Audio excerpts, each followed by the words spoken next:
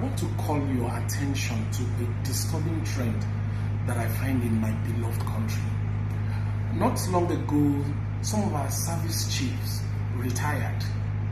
But recently, the National Assembly have also confirmed some of them for further appointments. The same service chiefs who could not provide security, who retired to tell us that it will take us about 20 years for this country to fight or solve the security problem in the country. They've been confirmed for greater responsibility. All right, that is not my business. All right, let me also bring it to your attention that recently some clerics have been justifying why some bandits are doing what they are doing. Some governors have come to their defense to say, oh, why they should not be brought to justice, why they should be accommodated and even settled. Wow. Kidnapping has become the order of the day. These days, government agencies are in the business of settling even kidnappers. But my question is, when all this settlement of insurgents, kidnappers, even some militants have also been settled earlier, who is taking care of the Nigerian youth who has refused to go into crime or violence? Who is taking care of them? I guess it's not my business. What do I know? I'm an ordinary comedian. But let me tell you, as an ordinary comedian, what I've been going through. So to do a successful show in Lagos as a comedian, I look for about 20 million naira. You pay venue, you pay event service providers, you employ maybe about 100 people, create jobs for them to have a successful show.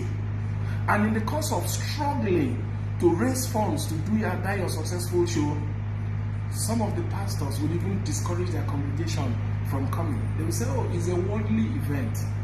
The governor will not be in attendance because, oh, he's very busy. Then the media will not give you free publicity until you pay.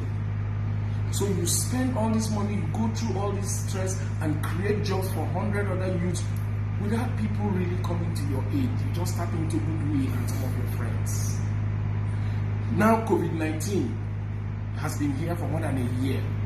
Nobody is talking about this set of Nigerian entertainers, Nigerian youths who have chosen not to do violence, who have chosen to instead create jobs for other people. Nobody is talking about how are they going to survive. No palliative, no kind of support. Now, how much does an AK-47 cost? If you Google it, maybe about 500,000 naira for an AK-47. So, let's say a comedian decides to take that 20 million and go searching for AK-47. At least he can afford 40 pieces of AK-47. Take some youths into one forest. Of course, abundance of forests all over Nigeria. Take 40 youths into the forest with AK-47 and begin to kidnap innocent people. Suddenly, the governor, who is very busy, can now shake your hands, snap picture with you, and defend why you should be settled by government because you have gone through a lot. Suddenly, government agencies will be rolling all over themselves over who to handle your ransom payment.